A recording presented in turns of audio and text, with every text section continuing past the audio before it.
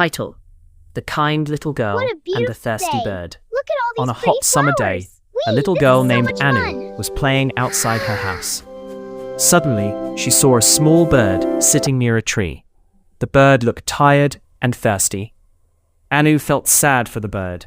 She quickly ran inside her house and brought a small bowl of water. She gently placed the bowl under the tree. The bird slowly came closer. It drank the water happily. Soon, the bird started chirping and flying around Anu, as if it was saying, "Thank you." Anu smiled with joy.